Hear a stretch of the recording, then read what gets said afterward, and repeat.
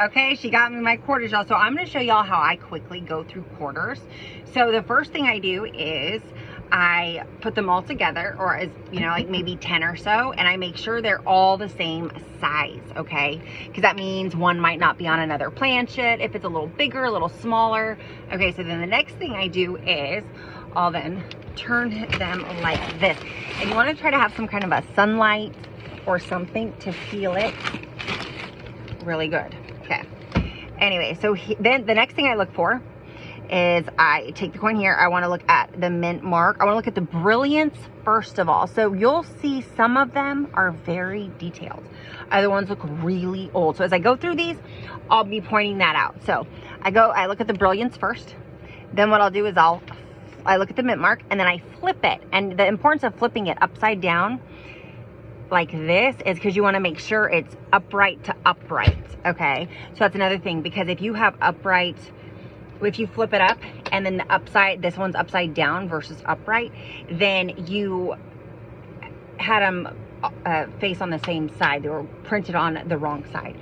Okay, so that one is nothing. So this would go into my box that is whatever. Okay, so I'd flip it over. Okay, this one's a little older. So I generally will keep these ones. This is a 1967. So I look at the year, I kind of look at it again to see how detailed it is. This is actually a decent 1967. So I'll keep it to put it into a book. And then I sell the books once I have them complete. Okay, so here's a 1993. Now this one, if you notice, it's got a nice sheen to it and some brilliance, but it's also got dirty. All right, so it's got like spots on it, see? So I wouldn't keep that one because it's a 90. It's not going to, so it would go into my pile that I'm not going to keep for later. Okay, so now we're going to speed it up. So I always want to look at the first, they call this the grade. And Making the Grade is a book you can get. And it shows you the different grades, because for the higher the grade, the mint grade is, the more expensive it's going to be, or the more expensive it is, more valuable it is. But on the older coins, it doesn't matter as much. So I always want to look for that though, because then if it's an older coin, it's really good. All right, so I always look again at the face, flip it this way up to down. It's the same size. This one I'd probably get rid of just because it's got some marks on it. So I would use that later. And this is just for me to go over with my microphone, not my microphone, with my loop later, my loop. So no. And you keep going. These ones, the newest ones, you want to at least keep one of those.